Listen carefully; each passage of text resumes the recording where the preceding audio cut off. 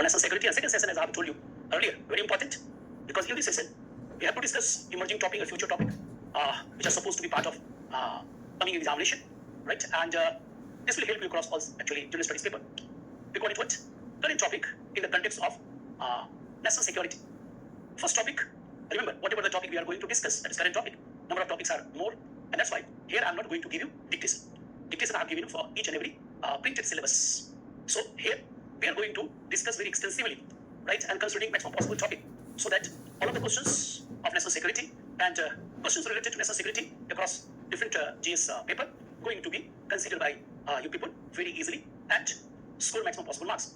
So in second section, starting a topic that is called foreign affairs or foreign policy and national security. Means we are going to evaluate foreign policy in the context of national security. How national security has got a tremendous boost by a new foreign policy, and we can say a total paradigm shift in our foreign policy in the context of national security. And this has happened, and these are happening for last 9 years. This way, you could understand the changing foreign policy of India, and the focus of ours is what mainly national security, not whole actually growth and development in detail. So come to the point, and the point is very simple. Our foreign policy, which is nowadays considered a policy of external affairs, because our policy outside India is not going to address only, or not addressing only other nations, but it's also considered the institutions, also considered the territory beyond our sovereign territory, like Antarctica, open seas, right, and space. And that's why there's a perfect change in nomenclature regarding our foreign policy, and that's why the ministry is called Ministry of External Affairs. External affairs. So, as we know, national security of India is facing challenges outside India. All three zones of extremism we have discussed having the root outside India. That is called state-sponsored or cross-border extremism or terrorism or nationalism or insurgency. And the second thing, we have to actually consider whatever the organized crime which are responsible for our national security in general and giving threat to our internal security in particular, again, largely managed, planned, organized by state, non-state actors or the forces, anti-India forces across border of India. Therefore, without having an effective, productive, constructive, dynamic, and aggressive foreign policy, we are not going to secure our national security, our national interest, life, property, and values and institutions of India or Indians within India and outside India, right? Because of this particular nature of threat of or against national security or internal security, without an effective, productive, constructive, dynamic, and aggressive foreign policy, we are not going to actually eliminate, uproot, destroy such threats which are emerging and will emerge in future against our national security, right? And that's why government has realized there should be a paradigm shift in 21st century in foreign policy of India, particularly in the age of Amrit Kal. For next 25 years, be India or be the people of India committed to give 100% security to our sovereignty, socialism, secularism, democracy, republic. We are committed to move on a path of justice, equality, liberty, and fraternity. We are committed 100% to maintain, protect, and defend the dignity of individual, unity in society, and integrity of the country, right? And for that purpose, we have adopted and enacted new foreign policy, which is based on three different structures combinedly, right? And that is nothing but policy of external affairs, or popularly called foreign policy. The first policy to make India secure, prosperous, right, and develop a country by 15 August 2047, at the eve of 100th of year of celebration of our independence. India should must be independent, not only politically, economically, as well as socially, right? So Amrit Mahotsav or Amrit Kal has adopted a different type of foreign policy, or policy to maintain, regulate, control external affairs. And that is, as I have told you, first is called Naval First policy. And this is nothing but Ashoka the Great policy. Ashoka the Great policy. So, look,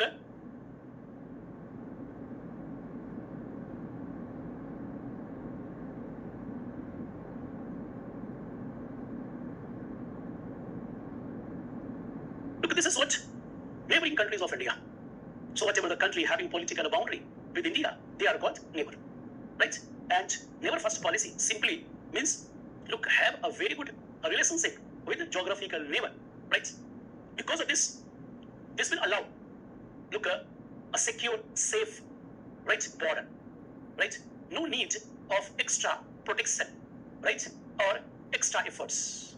If the neighboring countries of India is friends of India, they are not supposed to play destructive role against our security, peace, and prosperity. Look, whatever the geographical neighbors of India, they shared several natural resources, right, across the border. And such natural resources or facility cannot be used properly for peace and prosperity without having, right, a very good relationship with the neighbor.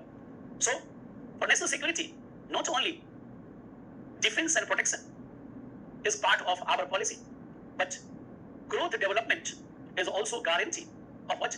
Peace and prosperity or national security. So, to defend our border, to protect our border, we must develop, look, a very good relationship with our neighboring countries, so that there should not be cross-border terrorism, right? Organized crime, that is drugs trafficking, human trafficking, smuggling, right? Then we know what actually extremism in India if we have very good relationship with the neighboring countries. The second thing, whatever the resources along borders, either the land border or maritime border, that can be shared in the name of prosperity, growth and development, and that allow 100% security. Look, the resources like what? Water resources. Look, this is what? Indus River, right? This is what? Satluj. This is what? Beas. This is Ravi. This is Chenab, right? This is Jhelum, right? And all such water resources for development of, look, hydropower, navigation, fisheries, right? Or look, inland waterways, right? All can be possible if we have friendly relationship with our neighboring countries. So this is what? Brahmaputra, right? Right? And so with what? This is what? Ramaganga. This is what? Ghagara, right?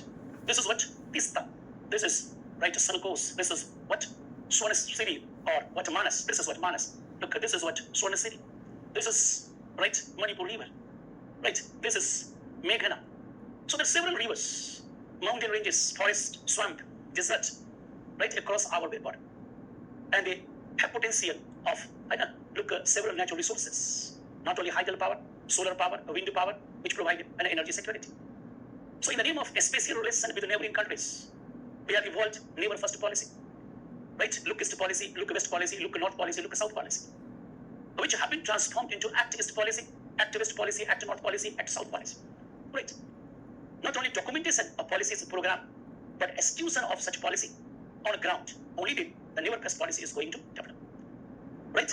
So neighbor first policy of India is based on sharing, look, resources, exploring resources across the border in the name of growth, development, peace and prosperity. India has evolved, look, very good bilateral relationship with the neighboring countries, right? By doing a transfer of technology under the umbrella of BIMSTEC, right? Constructing roads from what? Bangladesh, Kolkata, Dhaka, that is Bangladesh, Silchar, Myanmar, and up to China, this is called Komi, right? Similarly, in the name of Act policy, constructing road, right, from Silchar to Bangkok via Myanmar, right? These are very important component related to, look, neighbor first policy, right? India has served the purpose of, look, COVID vaccine first to our neighboring countries, largely free of cost, right? So this is what a role played in what, during the man-made disaster, that is what COVID pandemic. And so with, at the time of flood, drought, whatever disasters, India is playing. At the time of food crisis, energy crisis today, India is playing very important role. And for Bangladesh and other neighboring countries, Nepal, Bhutan, Afghanistan, to give them, right, food security, to provide them energy, right? This is the component of what? Our neighbor first policy. And because of such policy, nowadays and coming years, most of the border of India, that is what, 13,000 kilometers plus on land, right? And 7,500 plus maritime, coastal, right, boundary, all are largely secure today, largely, right? And this is because of neighbor first policy, right? So this is what actually neighbor first policy of government of India, a very important component of our policy related to external affairs. This allow maintenance, protection, and what? Look, defense of our national security without firing a bullet against, look, most of the neighbors of India. So this is what actually neighbor first policy, a guarantee of what? National security as well as internal security. Whatever the extremism, organized crime taking place in India. A neighbor like Nepal, Bhutan, Bangladesh, Myanmar, Sri Lanka, Maldives are playing a very, very constructive, positive role to eliminate such type of threats, not only from India, but from all South Asia. And remember, they are also part of BIMSTEC, right? And that's why making BIMSTEC region or Indo-Pacific region free from all such type of crimes of different magnitude, nature, and structure. Look, this is the point. Very significant, important point. Right. Second, very important policy or strategy of our foreign policy is what? Distant neighbor policy. Right. Distant neighbor policy. And this is policy of what? Chanakya. As you know, all of the neighbors, all of the time, in international relation, not going to be permanent friends or permanent, look, actually, enemies. So there must be plan B, right? Plan A is what? Neighbor first policy. But there must be plan B, because neighbor first policy is not going to be effective in context of each and every geographical neighbor, as it is a case with China, case with Pakistan. In spite of all efforts of India since what? Independence, Hindi Chini Bhai Bhai. And look, same policy for Pakistan. But both of the nations never accepted India's existence as a sovereign, secular, socialist, democratic republic because of different reasons. And that's why neighbor first policy against China, against Pakistan proved what? Actually, look, useless. And we had to face aggression and war time and again. This is not going to happen in future. Look, right to equality of Indian Constitution, a fundamental right, and the third part of Constitution has been analyzed by Supreme Court. Equal behavior among equals in equal circumstances. So this is the Chanakya policy. This is the foreign policy of today of India. Equal behavior among equals in equal circumstances. Our neighbors are not equal in what spatial perspective. In time perspective, not every time, everywhere is what in a situation or circumstances are equal. So as for different neighbor, different circumstances, our policy related to external affairs bound to be dynamic, right, accordingly. And that is actually Chanakya policy. That is called distant neighbor policy. So, as we know, look, as we know, Pakistan and China together responsible to develop anti-India policy in past and even at present. In spite of, look, no use of such policy at present, right? Considering the fast-changing, transforming geopolitics of the world. In spite of that, both are engaged. And that was and that is threat for our national security. They have been found guilty in cross-border terrorism, right? China, Pakistan, both are engaged against India regarding cybercrime, abuse, misuse of what media, right? Encouraging terrorism, extremism, nationalism in India. Look, recently, China has used its veto power and not allow a resolution in which a particular global terrorist could have been declared as a global terrorist technically by UN. And same thing happened in the past, right? All arms nations, secret inputs given by China to Pakistan to continue with cross-border terrorism, right? Millions of dollars have been invested by China to propagate nationalism in India against Indian democracy, peace and prosperity, right? So, such neighbors cannot be accommodated in foreign policy like neighbor first policy, right? So, to protect our national interest, we must have a different strategy policy in the name of distant neighbor policy, right? To take relation or to give relation to Pakistan and China, right? And take a help from distant, right, countries which are not our geographical neighbor in the area of growth, development, peace and prosperity, right? So, Chanakya policy has been implemented by government of India, right, in a very effective, productive manner to diffuse Pakistani and Chinese efforts to disrupt India's national security, peace, prosperity, integrity, unity, right?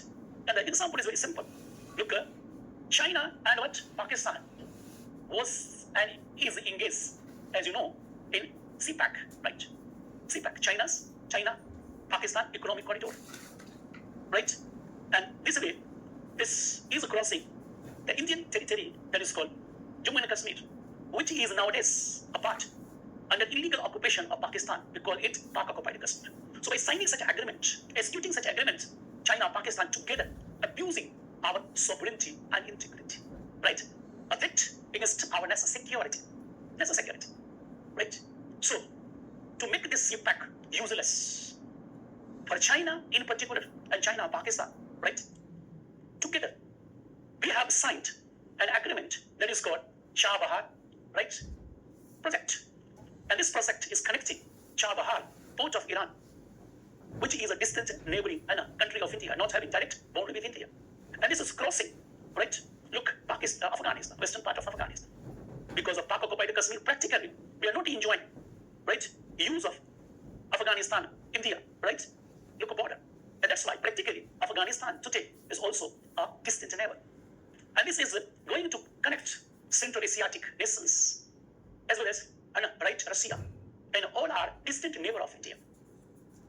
This international highways is being developed and has developed is far better than CPAC because this is safe, secure, and allowing economic growth and prosperity to several nations at a time, right? Without any preconditions. And because of such a development, CPAC is declared by China a suspended project. This is crossing most distant area of Pakistan, Balochistan, Atta, that is called federally administrative territory, and then look, Khyber Pakhtunkhwa, a territory of look, Tehreek-e-Pakistan, Taliban, and what Pak-occupied Kashmir, that is Balochistan, that is what Gilgit, and every area is totally disturbed area of Pakistan. And such terrorist organizations have declared a war against China in particular, and China, Pakistan in general. At any cost, they are committed to destruct this project. Right? Second thing, this project has been initiated with a joint venture of China and Pakistan. China has given loan in the name of share of Pakistan, but Pakistan is a bankrupt country practically. Right? So in reality, Pakistan has not expended till now a single dollar. Right? And the third very important thing, whatever the one third part could have been constructed, largely or totally destroyed by natural disasters, frequent occurrence of floods. Right? And finally, whatever the growth, development, prosperity happened in India, producing goods and services of world class, right, and much cheaper than China. So whatever the goods and services going to be exported, imported by China by using the CPAC, right, that is going to be much costlier than Indian product. So not in quality, not in price, because China has to carry their products from eastern China to Xinjiang province by roadways and railways, and this leads to very, very high transportation cost. This is not good for perishable goods. And then they have to use this CPAC corridor, which is not safe, right? Right? Pakistan has not given guarantee or not able to give guarantee to CPAC. In such circumstances, further investment in CPAC is nothing but making China, right, much poorer in future economy, because this is useless. In future, Pakistan is going to be distracted into 3 and 4, right? Balochistan is in the Punjab, right? Khyber Pakhtunkhwa. And all of the future nations are not going to allow China to use this CPAC. So the future is totally dark. And this has been made dark by India, by developing what? Chabahar. Look, any country, including India, is going to put their product here, right? This is going to actually look export it among several nations. But on CPAC, there's a connectivity of only two countries, right? And that's why, look, there's no utility of what? CPAC. No utility of CPAC. Whatever the future plan of China in the name of CPAC to connect Afghanistan, no more actually friendly nation with China and look, Pakistan, hostile. They never allow, right? Similarly, all of the Central Asiatic nations not having friendly relation with what? Actually China. And the China's Xinjiang province is politically unstable because of what? Extremism in Xinjiang province. Right? So this is not safe. So this is called a very good distant neighbor policy, right? So this is a good example of Chanakya policy. The next policy, that is what? Look, diamond ring policy, right?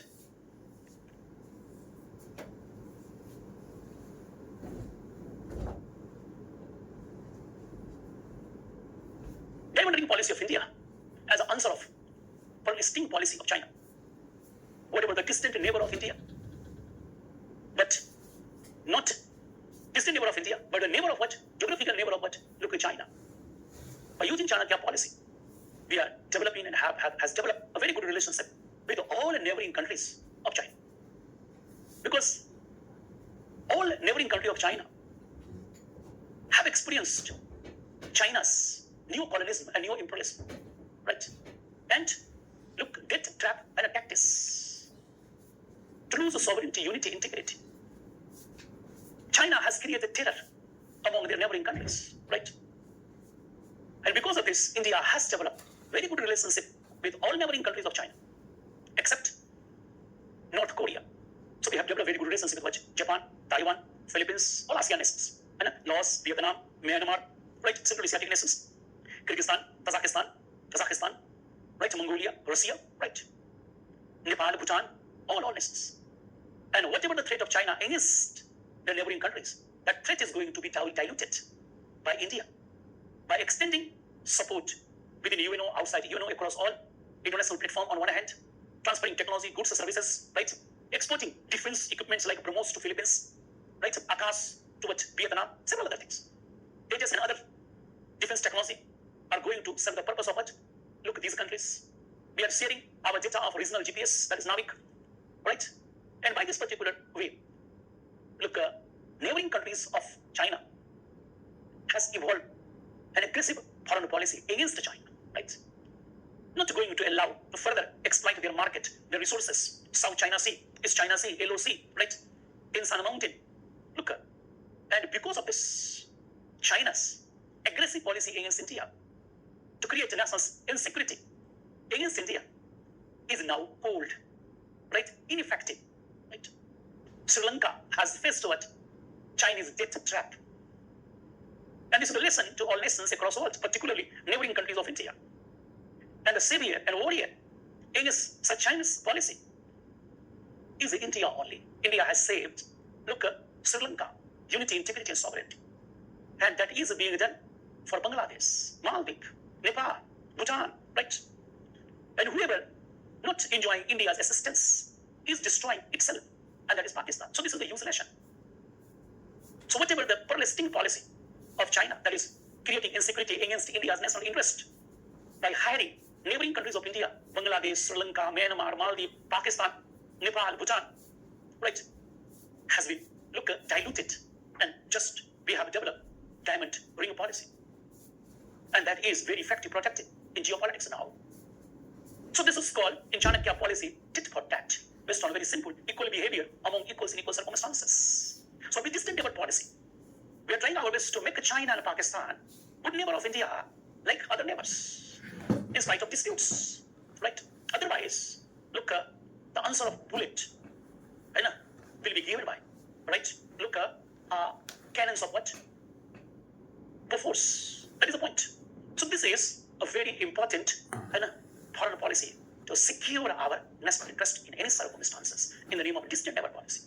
So with the distant neighbors, India has made them friends, right? And the very important thing, they are, right, either enemy of Pakistan or what, China, or both. There's it. So in very simple conclusion, in Chanakya policy, look, enemies of our enemy bound to be friend, and that is happening in the name of distant neighbor policy.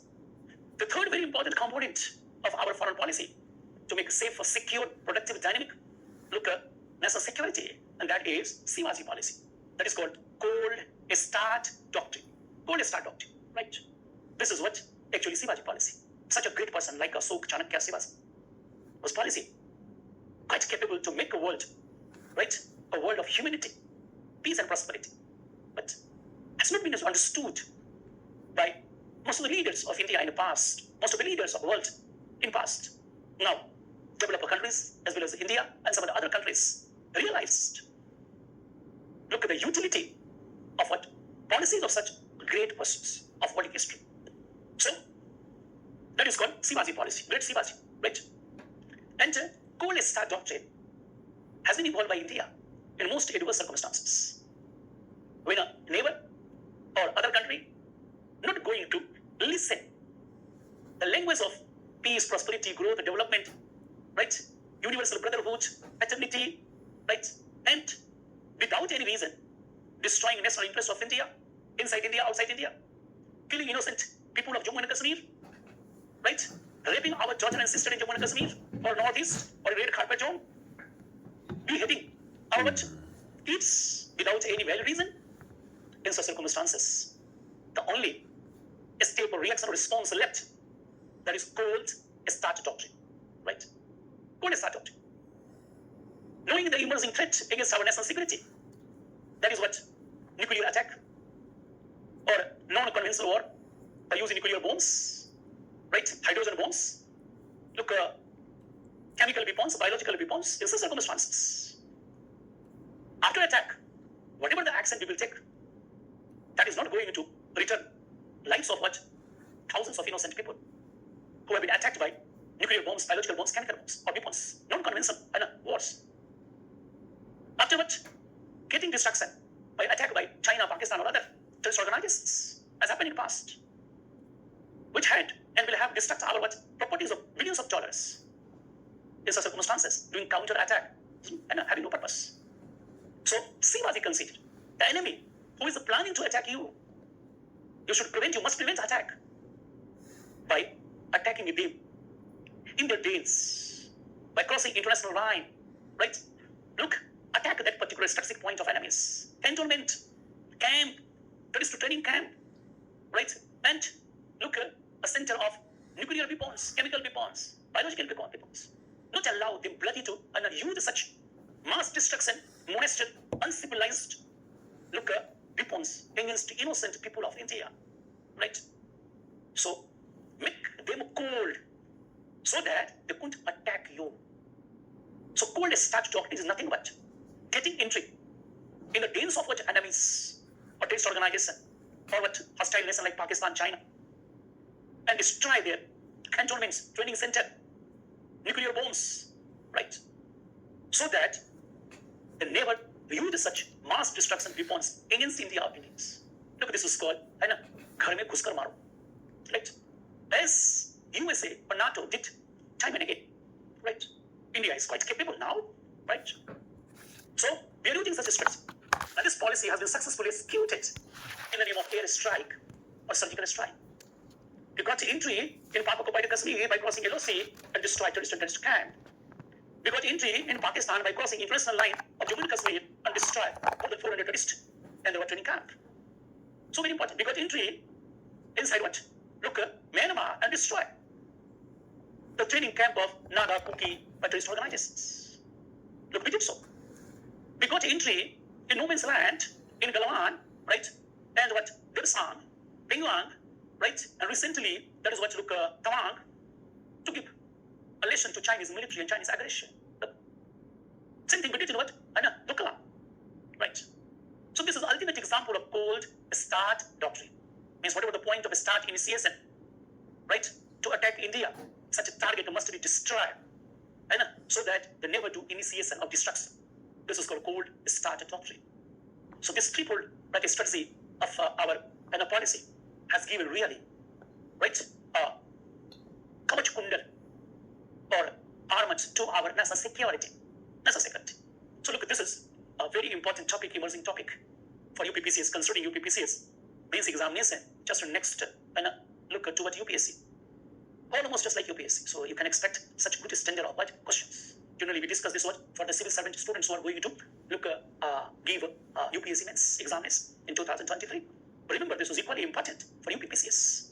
Every year, UPPCS raising its standard, and this is very important. The UP government is now getting better officers, better civil servant, and this is happening, has happened because of a transformation in what selection process or examination conducted by UPPCS, right? And that's why the person like me always considering better question in coming examination. This is the pattern of UPPCS, right? Now, next topic, that is current topic, right? This is called India budget or budget of India and national security. The first budget of Amrit Kal, right? Which is popularly called inclusive budget or green budget. Or more important is what Saptarishi budget. So how Saptarishi budget is a guarantee of what? National security. A guarantee enough for internal security as well as external security. So that we have to discuss, right? And again, I'm not going to dictate you. So if you need what dictation, you have what video and can look get all such informations by playing video time and again. Otherwise, several topics, the next look and 2 classes not going to complete it. The syllabus has been already finished or dictated. So come to the second point, that is what? Saptarishi budget, right? Saptarishi budget. Saptarishi budget. A guarantee of national security, right? This discussion is based on one particular fundamental statement, perception, or philosophy. And that is, development is a guarantee of peace and prosperity. Development is guarantee of internal security as well as external security. But development is guarantee of, look, national security. If development is what? look at real development. Real development. So that development model popularly used by India nowadays across the world is known as what? Indian model of growth and development. Technically, we call it, look what? Inclusive model. Right? And the first budget of Amrit Kaal is also inclusive model. So what is the inclusive model of development? Which is a guarantee of development, social, economic, political, environment, across caste, community, region, religion, without any discrimination. Without any discrimination. So that model is called what? Inclusive model of development. Remember, British model was the mother of problems of India. That is what? Extremism and organized crime. And a growth model of planning era, that is in between first 5-year plan or 7-5-year plan, was responsible to make such a problem. That is what? Organized crime and extremism. That is what? Insurgency, Northeast terrorism in Jammu and Kashmir, and actually the carpet go on. More serious and severe and direct threat against our sovereignty, unity, integrity, and security. The model, which has been evolved since 1991 and has got a proper shape, is in practice after 2014, right? That is what? Inclusive model. And this model is solution of all problems. The problems or challenges like what? Naxalism, right? Insurgency, terrorism, and of course, right? Different types and kinds of organized crime, which are together look a threat for our national security in past and present. So to uproot all such problems, the best solution of all such problems, best remedies of all such problems is nothing but development. What development? Inclusive development model or inclusive model. Inclusive model of India is based on, look, first point, that is called constructive positive change. A change may be not minus, a change may be in plus. Change must be in plus. The length of roads increase day by day. This is called positive change. But it should not be done, right, by destructing the interest of others, right? Means this should not allow rehabilitation problem of what? Community.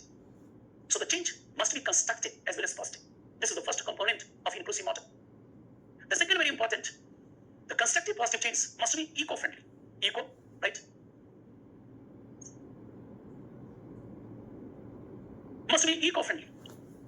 And we have two ecology. One is physical ecology, right? And the second is what? Look, cultural ecology. So whatever the physical ecology component, rivers, forest, right, mountains, must not be damaged or destructed in the name of construction of a road, railways, and what? Look, real estate, or manufacturing processing centers, or what? Look, roadways and airways. That's a very important point. That should not be there. The change which is positive cannot be done by creating destruction of what? Culture. Culture of what? Individual society. By creating rehabilitation problem, right? Damaging the components of what actually culture. So whatever development, it must be eco-friendly, not going to destroy physical environment as well as cultural environment. The two very important projects which are targeted by Tukre Tukre gang, which were targeted by urban Naxals, and one is Vista project, and the second is what? The world-class, super-class highways. That is what? Delhi to what? Mumbai. In real sense, first green roadways in totality. And Vista project is perfect what? Green project. And both have face track, right? Green Tribunals has given green signal.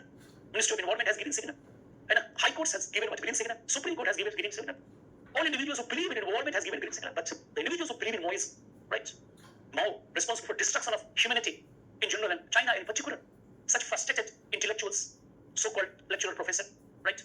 So-called environmentalists, Nobel and writers, right? Scholars. These guys who never got what? Respect in his or her family itself, in society itself.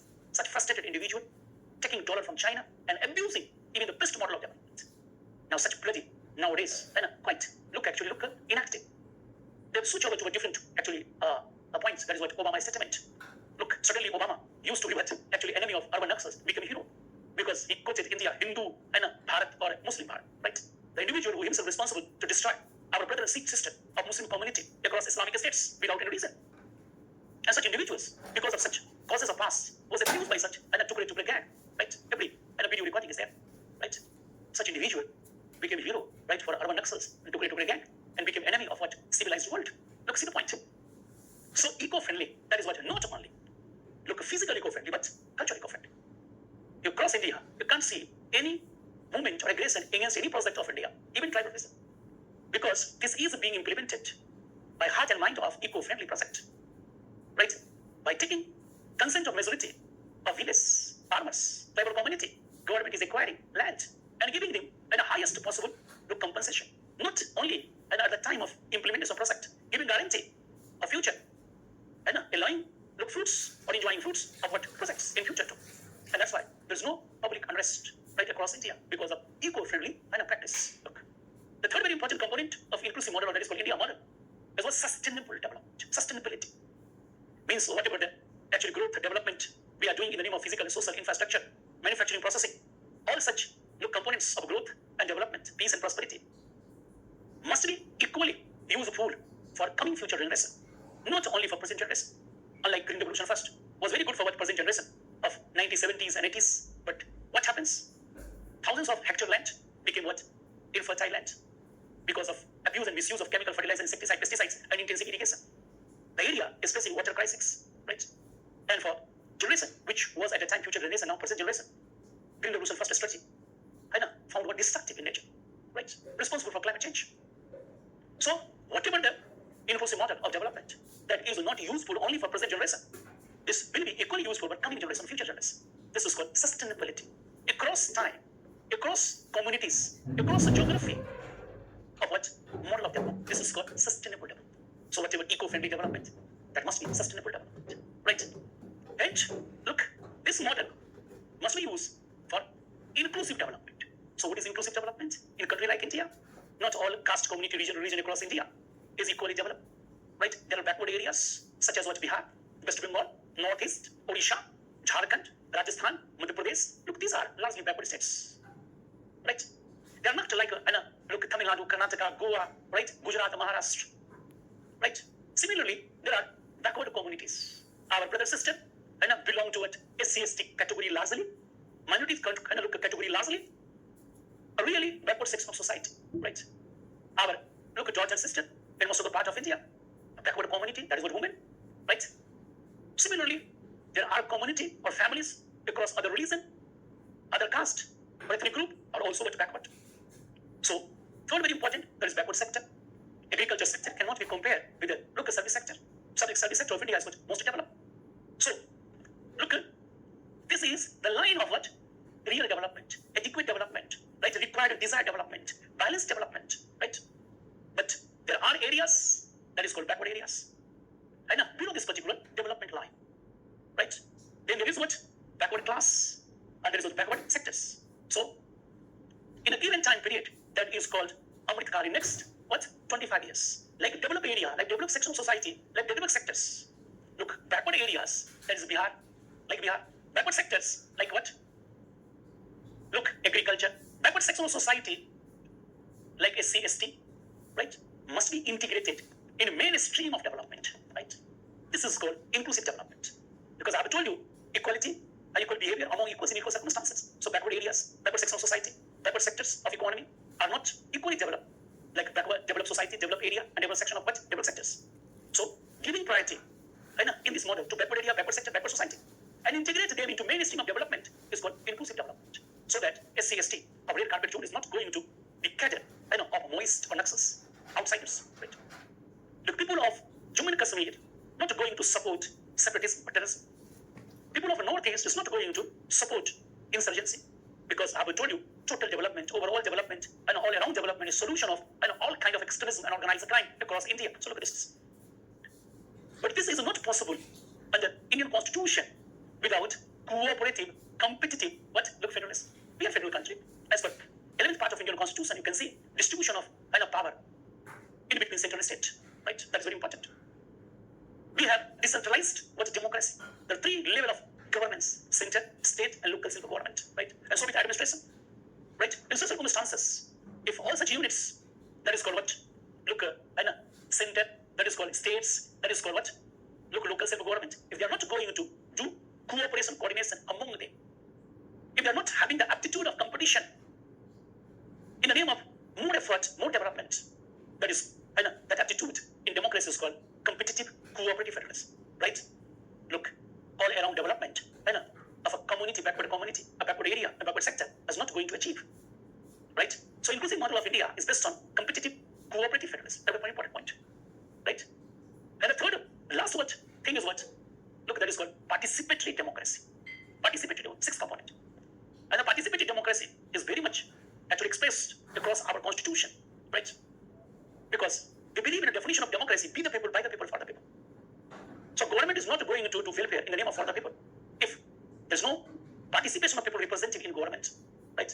And the third very important thing, the right representation of people is not possible in the government if there is no right free and fair election and by using universal adult suffrage. So universal adult suffrage in the name of free and fair election, going to select or choose the best possible representative, and that going to form a government, right? Going to participate as a what? Look, a representative of common man in parliament. Only then such a government, such parliament, and will do the work of welfare of common man, giving more emphasis on backward area, backward sector, and backward society. So that in future, development for all would have been possible. That is called Sabka Saath, Sabka Vikas, Sabka Vishwas, Sabka Prayas. So in the name of Sabka Prayas, that is called participatory democracy. So this model is not going to get its success in some sector without being, look, participatory democracy. So at the level of formulation of policy, implementation of policy, and at all level of government and governance, there must be direct and indirect participation of civil society, number one, NGOs, number two, and media, number two. So look, this is called India's model of development, full of humanistic in nature, right? And this is evolved in successive years by present government, right? And this is called inclusive model, a model of guarantee of national security, right? A guarantee of solution of all kinds of problems, right? Either what extremism or organized crime or other crimes, because it is a guarantee of peace, prosperity, growth, and development. And because of this, in last 9 years, you can see, right? India's annual export, is just touching $10 billion, right? $10 billion.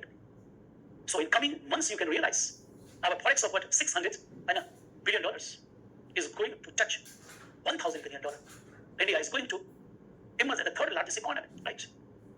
See what type of extremism now taking place in Jammu and Kashmir, in northeast and what Naxal belt, red carpet belt, almost negligible, under control, right? Point is this. So this is what actually model, and this model in totality has been expressed as a policy, as a budget, first budget of Amrit Kaal in what 2023-24 revenue year, and that budget is called Saptarisi budget. And in that Saptarisi budget, again we have what 6 components, 6 components, and the budget is known as what inclusive budget. So that is what first IRI, right? IRI means first I is what nothing but inside it. This is called inclusive and growth, right? Means the growth going to give benefit first and foremost to backward area, backward section society, and backward sectors. That is what look at inclusive, right? Growth, and such growth is going to reach, that is R, the last individuals to India. We call it what concept of Antyodaya, right?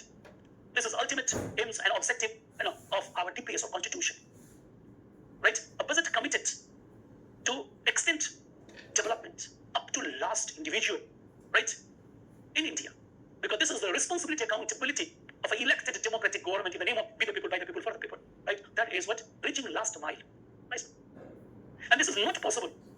This is not possible without look the model of investment, right? Model of investment. Investment is very significant. So this budget is going to generate investment and allow more investment in backward areas among backward sector society and what look at backward sectors. And that's why investment must be take place in infrastructure. 2 I's, that is third component. Investment and infrastructure. Infrastructure, we have physical infrastructure, that is transportation, communication, transmission in particular. And we have social infrastructure, that is education, health, sanitation, nutrition. And remember, infrastructure is nothing but a strong roots of future growth and development, peace and prosperity, particularly in backward area, among backward section society and backward sector economy. So look, this is the third component. Inclusive growth, right? And purpose is what? That should reach last mile. And that is not going to reach last mile without the strategy of intensification and extensification of investment, particularly in the social and physical infrastructure. Right? Right. So the other is what? U and G. Undergraduate. So U means analyzing or unleashing a potential. There are several areas in India, like maritime area, Himalayan areas, right, desert area, having huge potential of minerals or resources. So those areas must be explored, and their potential must be tapped, right? So that is called unleashing potential, right? And this give a push to our growth and development. A large section of India having different type of talents to guard, right? In spite of that they are illiterate, but they're willing to get it, right? And capable to do innovation, exploration, but his or her potential has not been tapped till now. So in the name of Khelo India, in the name of Skill India, we can trace and track such individuals across India, right? Similarly, there are sectors having huge potential, but that has not been tapped. And the best example is our agriculture. Look, considering India's ecological climatic condition, in most of the part, 3 crops can be cultivated in one agriculture year, right? Because I think for cultivation of what? Agriculture across India. Means crop intensity of India must be what? 300%. But nowadays that is just below 150%. So considering the eco-climatic condition of India, ecological agro-climatic condition of India, agriculture potential has not been tapped, right? So by tapping such potential, right, that is unleashing potential, we can allow growth, development, prosperity at national level, in particular, in what general, and growth, prosperity, equality, fraternity, and among backward areas, right, backward sections of society, backward sectors, which were not responsible for extremism, unrest, protest, revolt, and such community and such localities are outside involved in organized crimes or affected by organized crimes in the name of prostitution, human trafficking, drugs trafficking, right? So see the point. And unleashing potential, right, is very important for inclusive development, right? Next point of our Saptarishi budget or inclusive budget, that is what? Look, youth. We must target youth. Youth is in real sense demographic dividend of India, and this is most important, right? Look, actually, most important actually resources of India, right? Look, knowledge is best resources, information is best resources, right? IT is best tools, technology is best tool, and all these components of 21st century is youth waste. It is generated, created, constituted, manufactured, processed by youth. And this gives you ultimate, right, demographic dividend. 100 billion forex we got in last revenue from those Indians doing work outside India by using his or her skills or sanskar, right, the honesty and the commitment of India or Indians, right? That is the point. Very interesting thing. So youth is very important component, right? Youth is very important, and that's why look, India is considered youngest, look, demography of world. We are now, as per UNO, has crossed look 142.87 crore population, right? And this is not going to get negative growth up to 2068, whereas all developed countries as well as China is experiencing and will experience negative growth rate in population, and the maximum going to take place in China in near future, right? So India is going to immerse of what? Export of youth, talent, services, and youth is not going to enjoy such look a prospect, a role in making India a mightiest country, largest economy, without having a skill. So in this budget, for all sections of society, across caste, community, region, religion, look, skill development has been considered a very important part, right? Modern education, based on research and development, R&D, has got a top priority, so that we can develop such a skillful youth, right, who will be capable to explore, right, invent, discover new technology, new tools, can do innovation, new thoughts, new philosophy for overall development of world in general, India in particular, right? So our future, that is bright future, in the age of Amrit Kal, is not possible without making youth capable, right, in all sphere of life, physically, mentally fit. And this is not possible without finance, right? So India is engaged in what? Look, outsourcing finance or generating finance, right? By various sectors, multinational company, indigenous company, right? Look, small investors, right? Micro investors. Look, the best example is what Jan Dhan Yojana. Look, the poorest section of Indian society has contributed, look, finance of crores of rupees, right? And this opportunity they got, right, through Jan Dhan Yojana, right? Very important point. So with mutual funds, so with other component of what? Look, our capital market, that is stock exchange, has already made what? Look, a new record, all-time highest, right? And this is happening not only by institutional investors, Indian institutional investors, or foreign institutional investors, FII, but this is also being done by common investors, common Indian, retail investors, right?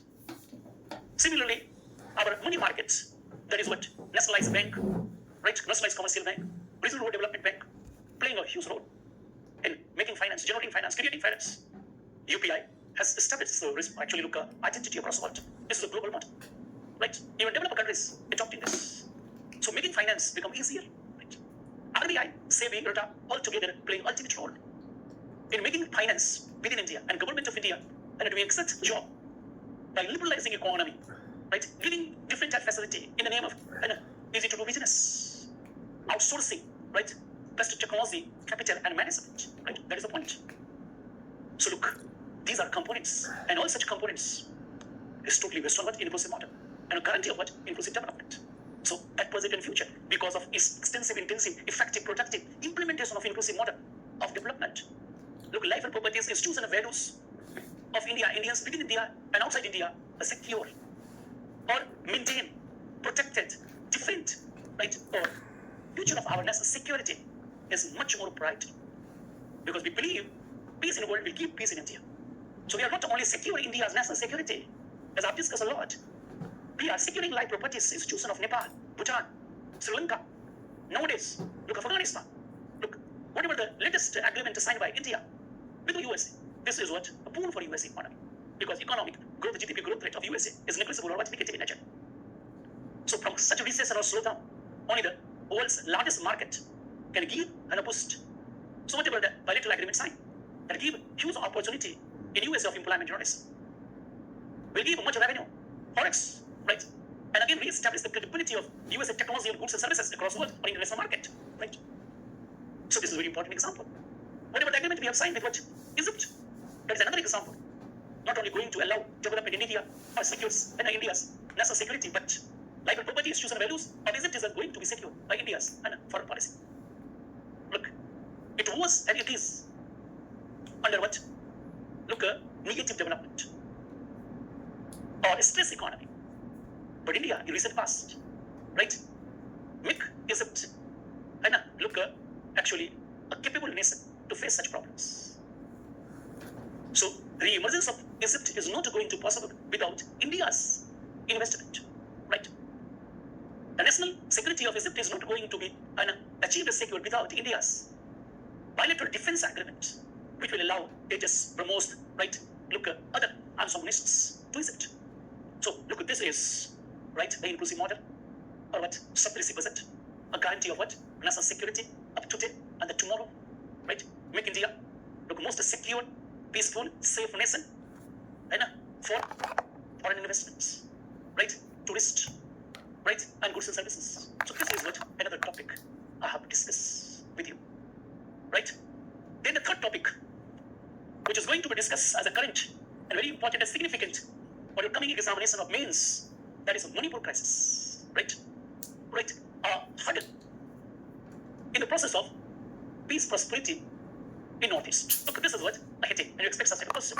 Means Northeast was experiencing in totality a rising sun of peace, prosperity, growth and development, right?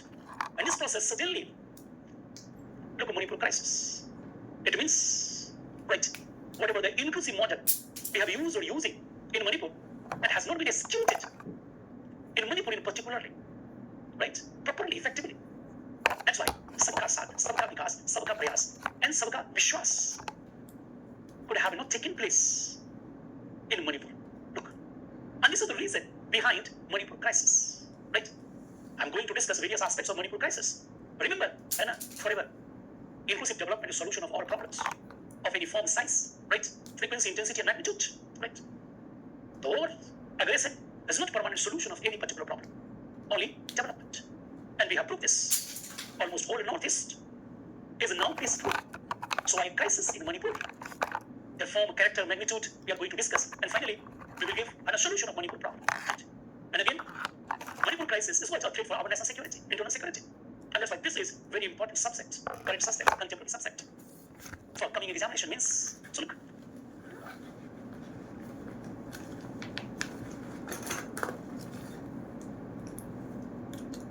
Look at this is what seven system connected to mainland by a geostrategic. Look, a strip of land. The maximum width is 50 kilometers. In what geopolitics, geostrategy, we call it what? Look, chicken neck. Otherwise, in geography, we call it what? Corridor. And that is what? Look, Jalpaiguri corridor or Siliguri corridor, right? This is the name, popular name. that is what? Corridor. And this corridor in north, a country, Bhutan, right? And very close to the international boundary of India and Bhutan, and at the Chumbi Valley, we call it what? China. And this is Bangladesh, right? And that's why this is geopolitically, geostrategically very sensitive area, right? And as I've told you, China, in particular China and Pakistan in general, involved to detach northeast from mainland of India by provoking insurgency, extremism, organized crime, right, cross-border terrorism, what not, in past. And both were using, right, Myanmar and Bangladesh, right, as their base camp. So in past, most of the terrorist organizers getting their training in Bangladesh or Myanmar, right, getting funds, arms, nations, everything. But this is not a fact of today. Pakistan is not capable to do so again in Northeast. Bangladesh is not allowing either Pakistan or China to be used and abused and misused against India or Indian national interest. Myanmar is also, right, not allowing cross-border terrorists knowingly. And of course, Bhutan. But in spite of that, China did Doklam and in Chumbi Valley. And the purpose of Doklam is nothing but to get entry in what? Bhutan, capturing land of Bhutan, and then threat, look at this neck and neck directly. Finally, detach northeast from mainland of India.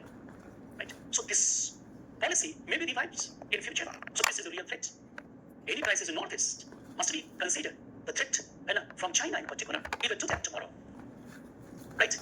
So this is a very important point. So Chinese Manipur crisis can be seen in this context.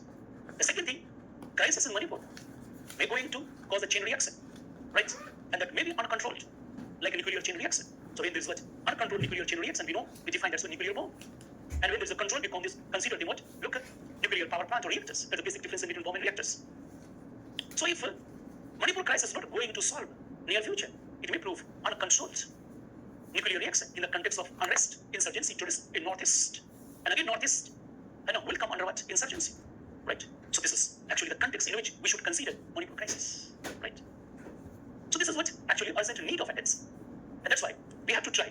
Look, Manipur crisis. Look, this is what? A state of Manipur. This is Assam, this is Tripura, this is Mizoram, right? And this is what? Nagaland, and this is Myanmar. So Manipur having border with a state like Nagaland, Assam, that is what? North Kachar, South Kachar district, right? And the third, that is what? Mizoram, 3 states. And one international boundary, that is Myanmar. So this Manipur is under crisis. And this crisis was and is based on geographical facts, historical realities, and the political truth. 3 dimensions. And whatever the crisis is in Manipur insurgency, same nature of crisis or insurgency was prevailed across Northeast. So that if you are going to discuss Northeast crisis, and you are going to understand insurgency in past and in Northeast. So see, what is the political, but what is the geographical truth? This is distance and this is relief. Look.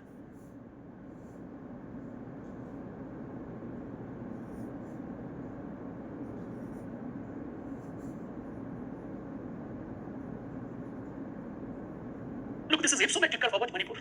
Manipur is surrounded by mountains almost from all sides, right?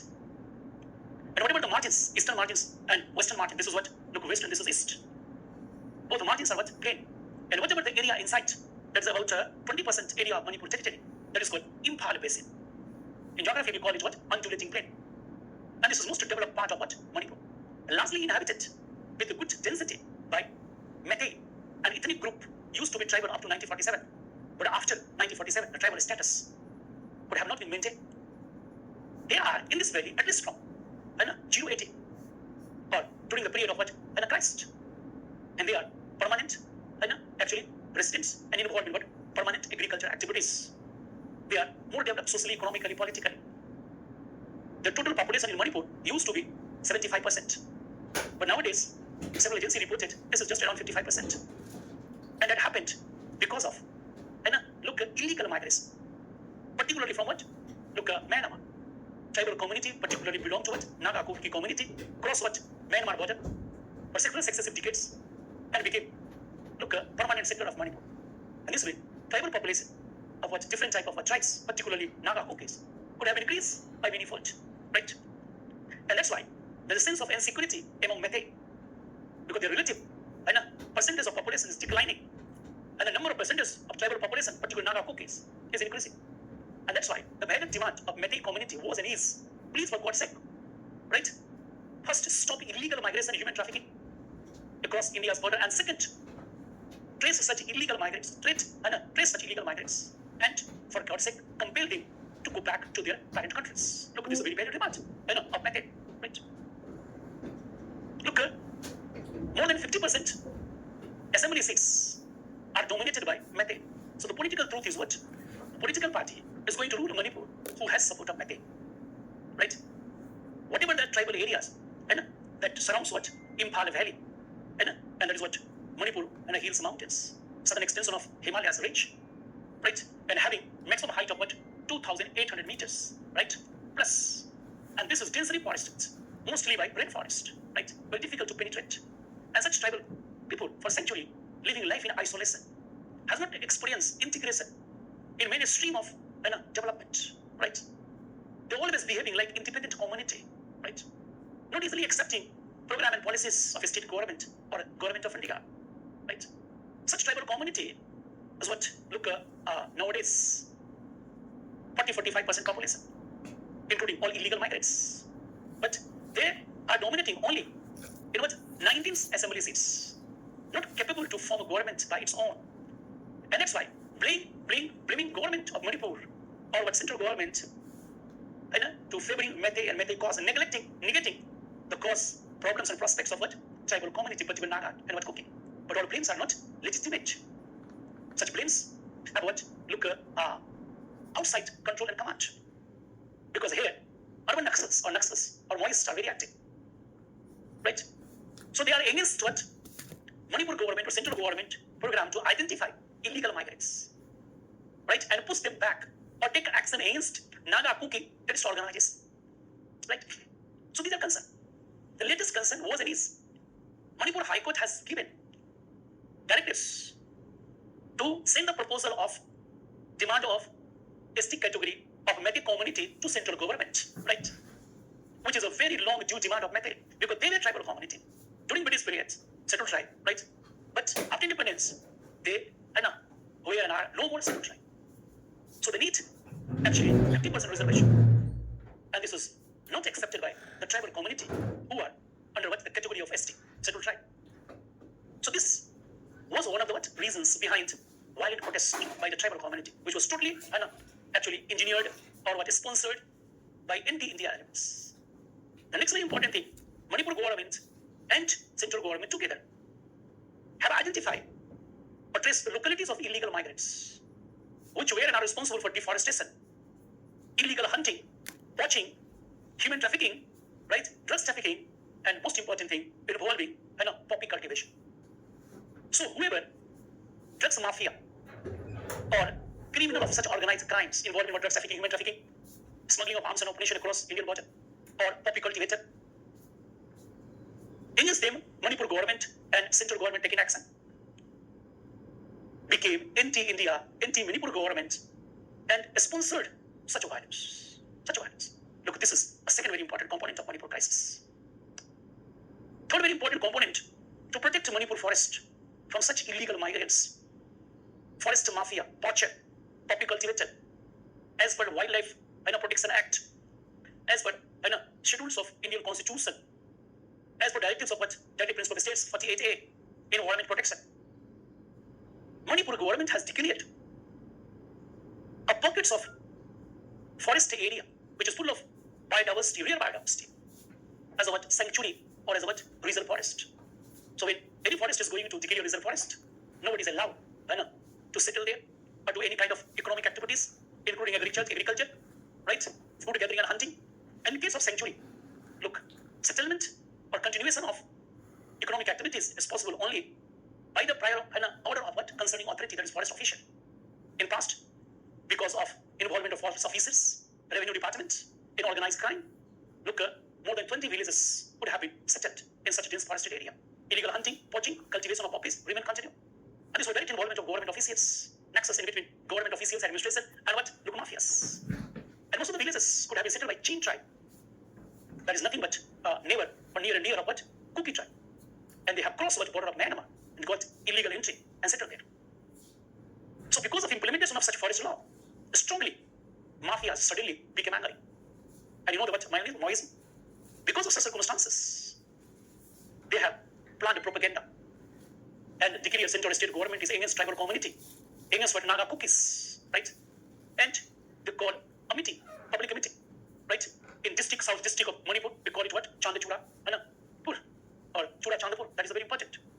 Very close to Chandel district, right?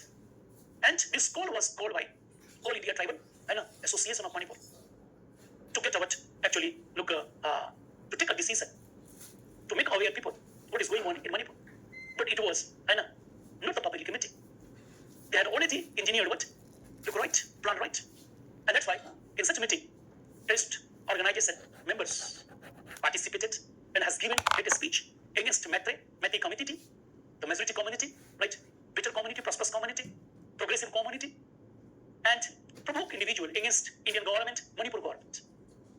So in public meeting, there were terrorist organization related to Naga cookies, and they started to kill, torture, attack Meitei community village, shops, right, quarters, mohallas, and did bloodbath. And in reaction, in Imphal Valley, that's what Eastern Imphal district and Western Imphal district, Meitei repeated the same crime against what minorities, tribal community. And this way, what happens? A certain crisis evolved.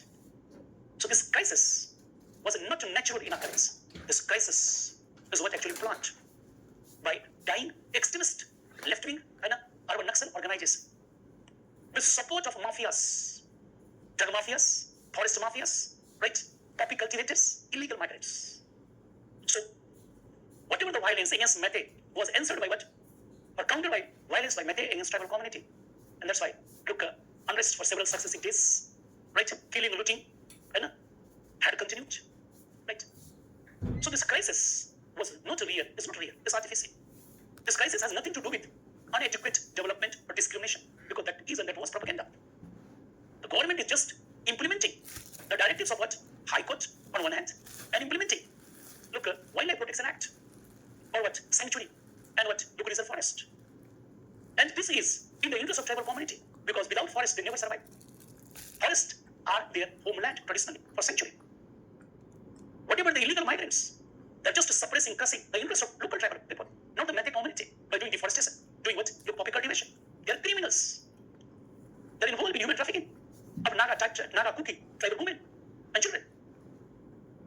So what? The Manipur crisis, considering its nature, on the basis of inputs of secret agencies, paramilitary forces, CAPF, and military, this was manufactured. This was organized, planned by India elements, urban Naxals, left-wing extremists, with the help of organized criminals, mafias, terrorist organizations, right? So that whole Northeast come under fire. And the prospects of defeating a political party, which has emerged as the largest political party, having government among different states, such urban Naxals seated in what? Delhi, the capital, unannounced capital is what Delhi. They are behind such what? Actually act to revive left-wing extremists, but damage the prospect of growth and development of Northeast. And those have been identified easily. Whatever the violence and counter-violence, in between and among innocent peoples, that is nothing but sudden burst of what? Anger, anguish, hate, hatred, artificially created by urban Naxals or left-wing extremists, right? And that's why they are largely innocent. So government has planned not to take a strong action against such common man, Meitei, or a tribal community, Naga Kuki, but take a very strong action, like a terrorist, against the leaders of left-wing extremists, against the forest mafia, right? And what? Gundas, Indian elements. And the process of peace to restore in Manipur has been already started. And this has been done by union government with the help of state government and with the help of responsible political parties like Indian National Congress Party, like Communist Party of India, like Communist Party of India Marxist, right? Who have political cadre in such area. They are active political party. So political party has joined hands to restore peace and prosperity, like started, right, in Manipur today and tomorrow. This is the first very important step. This way can be done, and which is going to be implemented and executed properly. Before that, it was very important to what? Make environment, good environment, and do what? Or get what? Confidence, faith of people who were not involved in looting and violence. For that purpose, under Article 355 of Indian Constitution, central government has extended support of what? Manipur government by giving facility of what? Military, paramilitary forces, CAPF, right? And they are in the area of Armed Force Special Power Act or other areas, tracing, tracking, and treating all such anti-national, anti-social elements. And for that purpose, somewhere 144 and somewhere curfew has been imposed. And by doing so, the adequate environment has been made, peace has been restored, and the solution of permanent nature that is going to be executed by all political parties under the umbrella of central and state governments. And that is nothing but, first, whatever the grievances of both of the sides, that should be listened properly. Whatever the confusion, that should be set aside by using local laws, that is what constitutional provisions, right? And finally, with the help of Meitei community, with the help of Naga Kukis, Indian citizen, state government must take very, very strong and urgent action against poppy cultivator, right? Look, left-wing extremist urban naxals, terrorist organizations, money laundering hawala, right?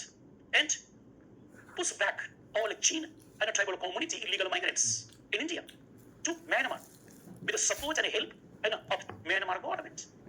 And after that, look, India-Myanmar border must be smartly managed to stop human trafficking, illegal migration, smuggling, anything. And finally, intensify, extensify, inclusive model of development across Manipur in general and among tribal communities, tribal areas, forested areas, hilly mountainous areas in particular. So that whatever the artificial planned, organized violence took place in Manipur, based on propaganda, cannot be repeated in future. Look, this is the solution of problems. Means in what actually ocean of peace, development, growth, and prosperity, some monastery can create an island of hate, hatred. So we have taken a lesson. In spite of peace, prosperity across Northeast, such element or elements may create such type of planned, organized violence or crisis. So process of trace, track, and treat must going on with intensification and extensification of what? Development, that is inclusive development. That's it. So today, we have discussed how many? 3 important contemporary topics, right? One, foreign policy and what? National security. And that second, we have discussed that is what? An inclusive model, but the guarantee of national security. And that is reflected 100% in Shapti budget, Shapti Rishi budget of Government of India, a guarantee of national security during the period of what? Amrit Kaal, and the third, Manipur crisis. That's current topic we will discuss tomorrow, or make sense day after